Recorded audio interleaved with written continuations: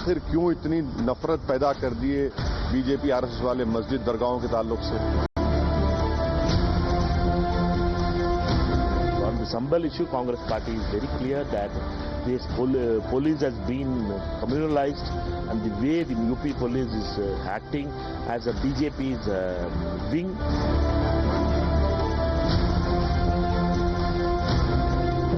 ये lower court इस देश में आग लगवा देंगे, बता रहे आप। और सत्ता में रहने के लिए कुछ लोग इस देश को जला दें और जलाने के बाद राख पर भी शासन करें, उससे भी प्रसन्न रहेंगे। संभल का माहौल बिगाड़ने में याचिका दायर करने वाले लोगों के साथ पुलिस और प्रशासन के लोग जिम्मेदार हैं। इनको निलंबित किया जाना चाहिए और हत्या का मुकदमा चलाया जाना चाहिए।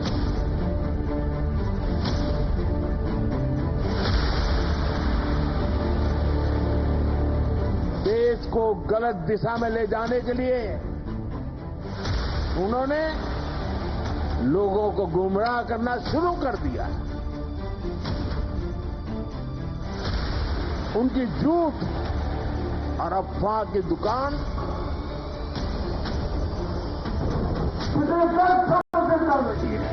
तो आप भी तो देखते होंगे ना, 2019 में जो चौकीदार उनके लिए चोर था, 2024 में आते आते वो ईमानदार हो गया और एक बार भी चौकीदार को चोर तो गाली नहीं पड़ी।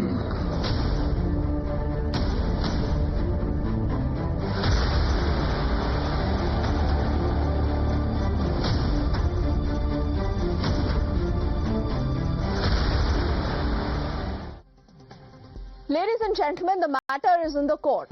The matter is in the court of the countries. In spite of that, this hasn't stopped the Congress party, the likes of Owaisi, the likes of Akhilesh Yadav and a lot of other friends of Rahul Gandhi from, just trying to mislead all of you. And that is why it's important today to call out those who are using fear, dar as a currency for votes.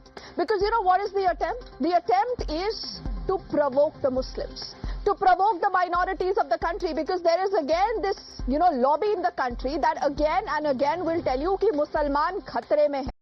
Narendra Modi and Amit Shah are out there to ensure कि सब मुसलमान देश से बाहर हो जाए. इसीलिए डर का माहौल है. The same community, the same lobby is desperate today. You know why? They are desperate because they want to provoke. Why do they want to provoke? Because they almost want a riot-like situation. Because this is the only way they believe that they can, get the votes polarized and keep winning elections. If they believe that this is the only way to win elections. So it's important today to call out all those who've even betrayed these minorities, who've betrayed the Musliman. Because the All India Muslim Personal Law Board just about yesterday, remember, has put out a stinging letter that goes out to the top court of the country where they warn them. Can you imagine? We don't know what is the right of the All India Muslim Personal Law Board to threaten the judiciary, that do not interfere in matters of the masjids. We've seen this happening time and again in the country, but I wonder for how long can we continue to, let political parties who have a problem with batenge to katenge, because that is communal, because that wants all Hindus to unite, but absolutely no problem कि मुसलमान एक साथ हो जाए. वो सभी मुसलमान जिन्होंने भाजपा के लिए वोट दिया है उनका हुक्का पानी बंद हो जाए. This is when Nomani, who's a member of the All India Muslim Personal Law Board, said all these parties remain quiet because they have treated Muslims as a vote bank, and that for them is quote unquote secularism. So who's provoking the minorities in the country? Who's trying to do this 80 versus 20? Who benefits from this? And do people like Rahul Gandhi, do people like Akhilesh still believe it is not important to be ek hai to safe hai? If you look at images that are coming in, remember, from Sambal in Uttar Pradesh, where Akhilesh Yadav will see the banduk, he does not see the patthar. Rahul Gandhi is mum on the condition of the Hindus, the Hindu brothers and sisters in Bangladesh, because they are not Musliman. Because Bharat में मुसलमान खतरे में है, लेकिन अगर बांग्लादेश में Hindus are under the radar, they are being threatened, Rahul Gandhi has no problem. So let's call out these people. I will quickly introduce our panel of guests, even as we'll continue to see a lot of these images right now that go up on our screens that tell us that There are parties who time and again have treated Muslims just and just as a vote bank to betray them later. They do not even help them because they are a pawn. And I think Sriraj Nairji, who's the VHP's national spokesperson, will agree exactly with that. We also have Manish Shukla, who's the BJP spokesperson with us. Tehseen Poonawalla is a political analyst. IP Singh Saab is the SP's national spokesperson. We also have Rashid Sharifji, who represents the SIMPLB. He's the president there from the Hyderabad, city. So let's begin, Rashidji, by asking you, कि कौन होता है all India Muslim personal law board कि अब वो देश के सर्वोच्च न्यायालय को भी धमकी देगा और ये बताएगा कि क्या करना चाहिए, क्या नहीं करना चाहिए? आप लोग इलेक्शन आते हैं तो कहते हैं सब मुसलमान एक साथ हो जाइए, कांग्रेस पार्टी खामोश रहती है, अखिलेश यादव खामोश रहते हैं, और अब आप जुडिशरी तक पहुंच गए हैं। मतलब लोग कहेंगे कि आखिर क्या राइट है all India Muslim personal law board के पास ये करने का? नहीं, जब आप लोग मस्जिद तक जाएंगे, आप लोग कौन होते हैं सर? आप लोग कौन होते हैं? कब्रिस्तानों तक जाएंगे, आप लोग मदरसों तक जाएंगे। अरे आप लोग कौन होते हैं सर? आप बताइए, खामोश बैठेंगे? अगर इलेक्शन में अगर कोई किसी पार्टी को डालता है या किसी से बात करके, तो उनकी मर्जी है मैडम। या जहां तक मजहब का मामला हो, अगर all Indian Muslim personal law board हो या जमीयतुल उलमा हो, बराबर हक है उनको बोलने का और हुकूमत से बात करने का। इस तरीके से अगर मसाजिद शहीद करते जाएंगे, बच्चों को 5-5 बच्चों को संभल में शहीद करते जाएंगे, तो खामोश बैठेंगे? अजमेर दरगाह शरीफ के इसका क्या मतलब हुआ? तो आप क्या कहना चाहेंगे कि खामोश हो जाए? कुछ बात ही मत कर, जितना जुल्म करते जाओ तो खामोश करते रहे। कोर्ट में मामला जाता है, आप कहते हैं जुल्म हो रहा है। कौन किस पर जुल्म कर रहा है सर? अरे मैडम, जितने भी जजेस है पूरे जुल्म ही कर रहे हैं। अब सेशन कोर्ट जो भी कर रहा है, लोअर कोर्ट जो भी कर रहा है, ऐसे ऑर्डर दे रहा है कि बच्चे बढ़ जा रहे हैं। वहां पे सर्वे का ऑर्डर दे रहा है, 5-5 बच्चे बढ़ गए। कौन है जिम्मेदार उसका? आप बताइए, जिम्मेदार है, जजेस जिम्मेदार है। तस्वीरें देखी है? 5 बच्चे जो जवान बच्चे अपने, आपको पत्थर नजर आए थे? जी, आपको नजर आया था कि किस तरह का प्रोवोकेशन है, पत्थर की किस तरह की मस्जिद से? And Shriraj ji will vouch for this. इस तरह की खबरें हैं कि कुछ ऑडियो टेप्स मिले IP Singh sahab and Tahseen. I am not sure how the Congress really feels about this if you call yourself quote and quote secularism वाली parties, because this is pseudo secularism at its worst. IP Singh sahab, आप खामोश क्यों हैं?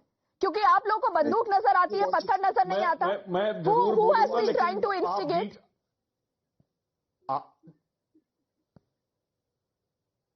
जितना जो कुछ पूछना पूछ लीजिए, 2 मिनट बोलने दीजिएगा, मेरा वॉल्यूम डाउन ना हो। अरे अब देखिए, all India Muslim personal law board court को धमकी देता है और उसी लहजे में सिंह साहब अब आप भी बोलते हैं। अब हमें तो छोड़ दीजिए सर, हम तो सवाल पूछेंगे ना आपसे।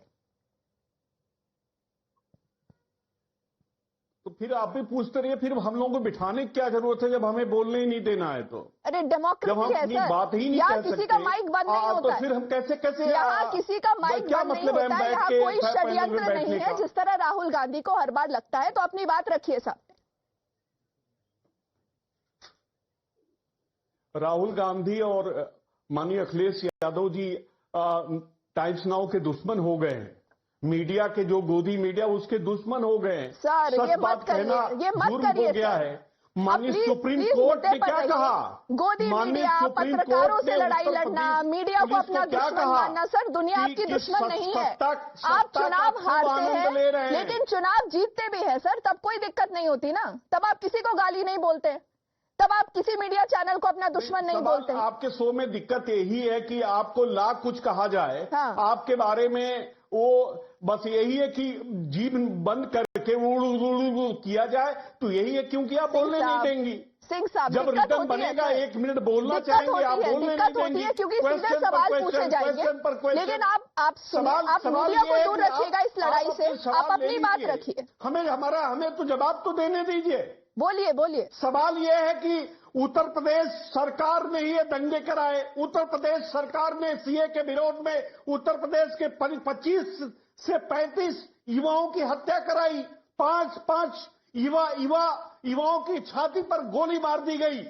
माननीय सुप्रीम कोर्ट कहता है कि पुलिस, उत्तर प्रदेश की पुलिस आनंद ले रही है, और डीजीपी को उन्होंने वार्निंग देते हुए कहा कि ऐसा सबक सिखाएंगे कि दिमाग ठिकाने लग जाएगा।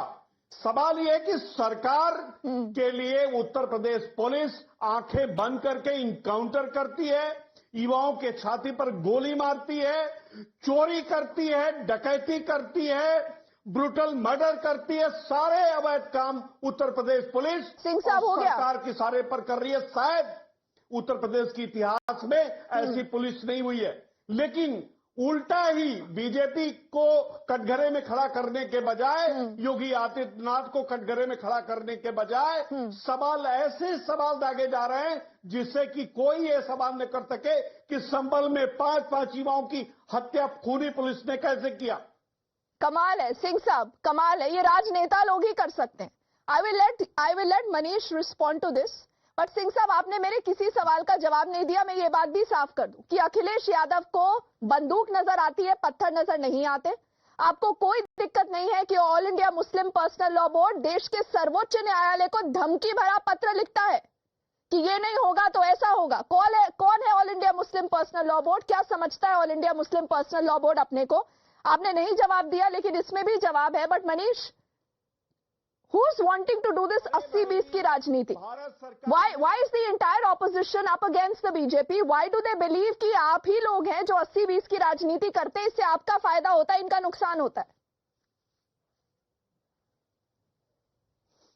देखिए, हम लोगों ने तो कहा कि बटिए मत, डिवाइड एंड रूल तो अंग्रेज के बाद कांग्रेस और कांग्रेस के जो समान विचारधारा वाले दल है वो चाहते हैं। हमने तो कहा कि एक रहेंगे तो सेफ रहेंगे, एक रहेंगे तो नेक रहेंगे, बटेंगे तो कटेंगे। तो डिवाइड, बटेंगे तो कटेंगे से तिलमिलाहट किसमें है?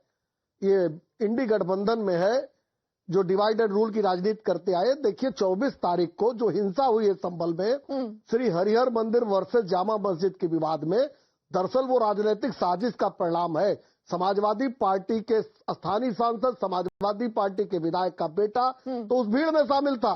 सांसद का बयान 22 तारीख का उठाकर देखिए, और रामगोपाल यादव और अखिलेश यादव के बयान को उठाइए, तौकीर रजा के बयान उठाइए, तो लगता है एक पाठशाला से पढ़ के सब बयान दे रहे हैं। तो मनीष, क्या चार्ज ये है कि समाजवादी पार्टी ने जानबूझकर ये दंगे करवाए हैं? क्या आप ये चार्ज लगा रहे हैं? देखिए, 19 तारीख को सर्वे हो गया था। 23 तारीख को जब कुंदुर्की का रिजल्ट आया तो समाजवादी पार्टी पूरे इंडी गठबंधन में स्यापा छा गया।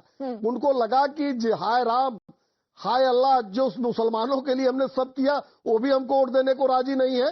तो उन्होंने मुसलमान के गरीब बच्चों के हाथ में पत्थर पकड़ा दिया। मुलायम सिंह यादव ने तो अपने बेटे को मुख्यमंत्री बना दिया, रामगोपाल ने सांसद बना दिया, शफीकुर रहमान वर्ग ने अपने बेटे को सांसद बना दिया, शिवपाल यादव ने सांसद बना दिया, और गरीब मुसलमान के बच्चों को पत्थर पकड़ा दिया कि ये दंगाई बन जाए। और दंगाई बन के जैसे 1947 के बाद सेकुलर, जो फ्रॉड सेकुलर हैं, उन दलों के साथ खड़े रहे, उनके साथ खड़े रहे, किताब और कंप्यूटर छू न पाए। एक साजिश रची गई उत्तर प्रदेश में, और जो लोग मारे गए हैं गोली से, मेरा स्पष्ट कहना है कि आपसी गोलीबारी में मारे गए हैं। पोस्टमार्टम रिपोर्ट तस्दीक करती है, और अगर इनके पास कोई विजुअल हो तो ये दिखा दे। ठीक है, विजुअल्स तो है, वो ऐसे विजुअल्स है जिसको अखिलेश यादव एडिट करके डाल देते हैं।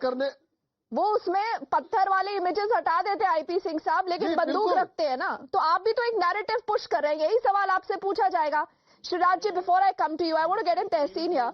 Tehseen, why is Rahul Gandhi blind to this, factory of hate, this factory of lies, this factory of farce, this factory of appeasement? Tehseen, is this all a part of the mohabbat ki dukaan?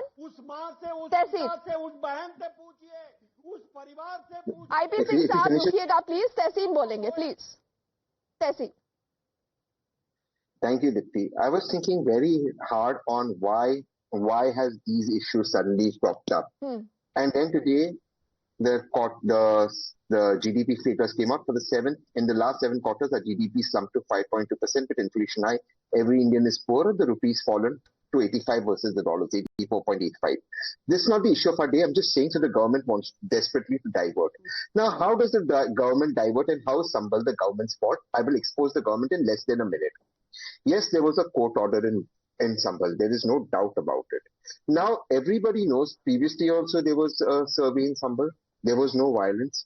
Now, I'm quoting the SP of Sambal that outsiders came into Sambal that day when the survey was taking place and they started stoning. If there was a survey to be done, which is sensitive, earlier surveys had not resulted in violence, how come the police machinery failed? That leads to the next question. Why was the equivalent of Section 144 not put in Sambal so outsiders couldn't come in? How come these outsiders were not seen coming in? Sambal isn't as big as Delhi or Mumbai where movement is not seen. Then comes in the next question, Dipti. People had stones ready-made. How do people have stones? Anyone on this panel doesn't have stones lying at home. So obviously these stones were pre-collected because this violence was pre-decided as per the police. If it was pre-decided, what happened to the local intelligence? Because all of this violence happened right next to the mosque.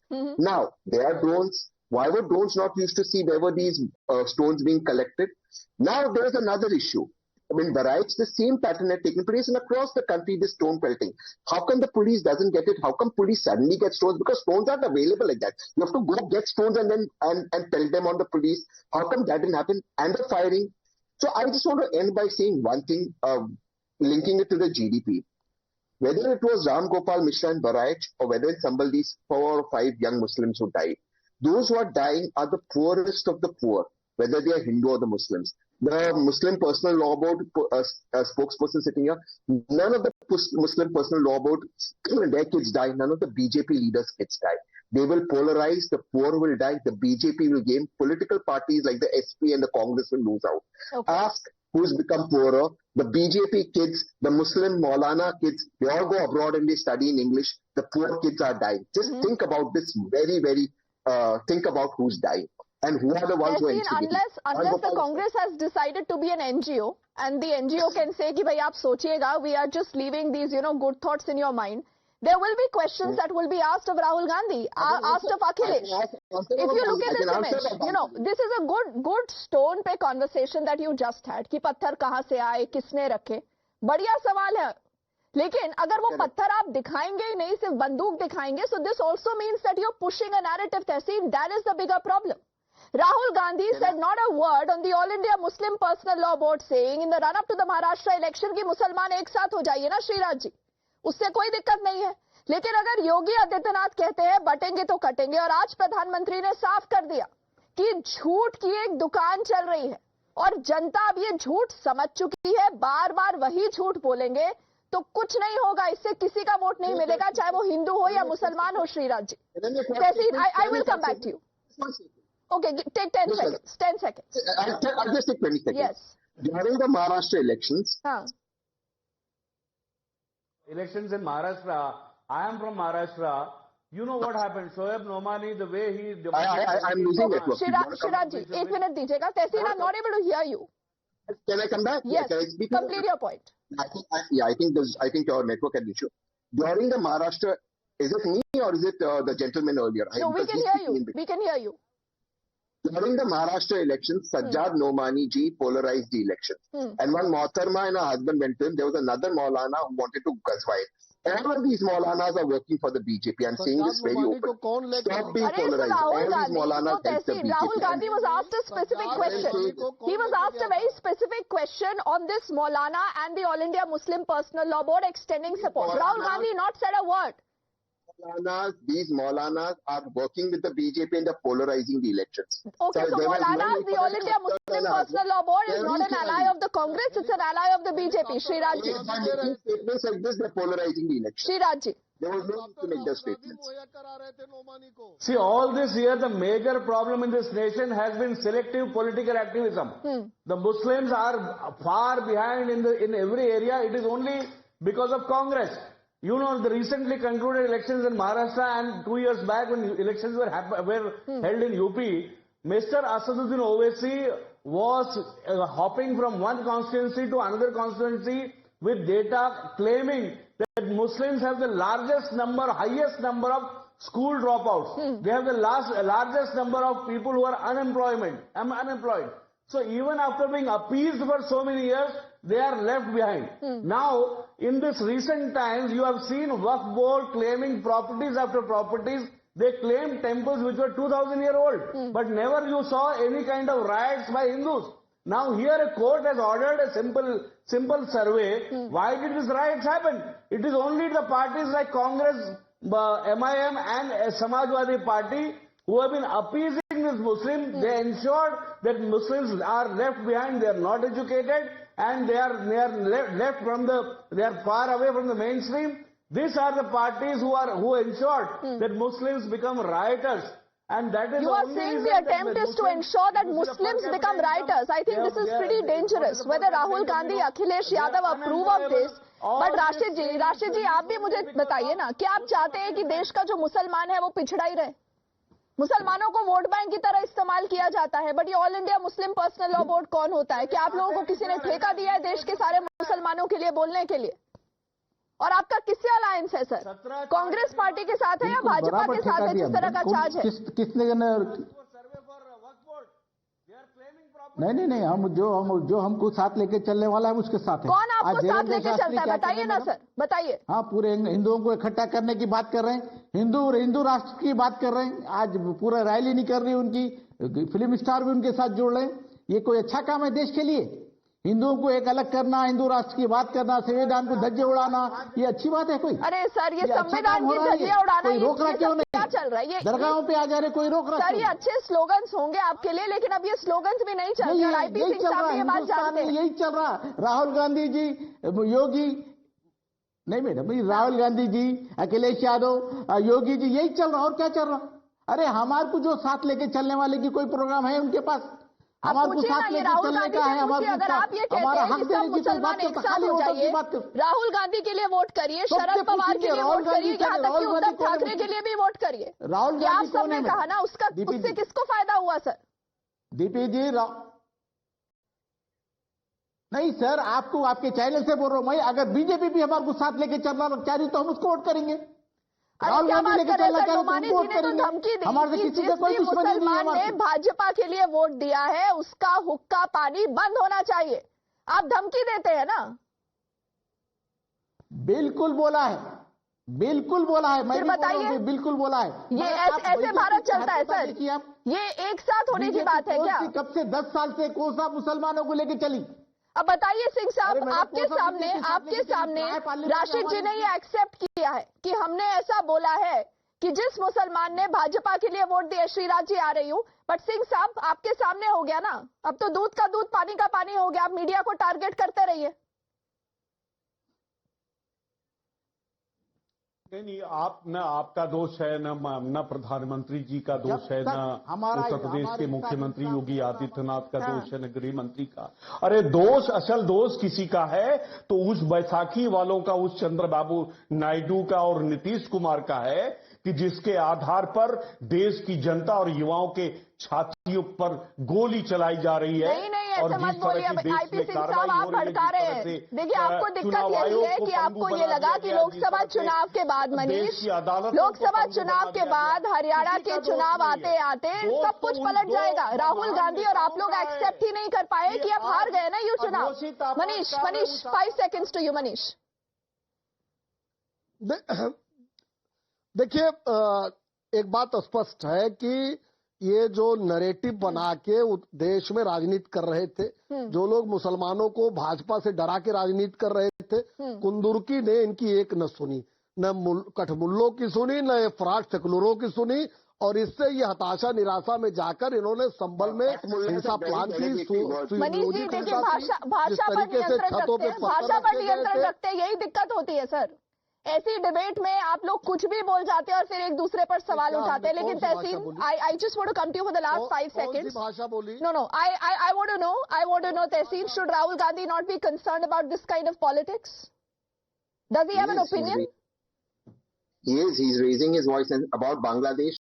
The Congress. He does not even mention the Hindus. You say religious minorities. So much for caring for Hindus, no, Tehseen? If he were a powerful prime minister, they would have made sure Hindus are safe in Bangladesh. His grandmother did it. The prime minister will do Kadi Ninda, nothing more. A prime minister should take action. Okay, Rahul Gandhi will not even do Kadi Ninda, only call them religious minorities. Sriraj ji, yes, apologies sir, samay bilkul khatm ho gaya, but I'm thanking all of you gentlemen for joining us. We'll continue to track that story. We head into a quick break.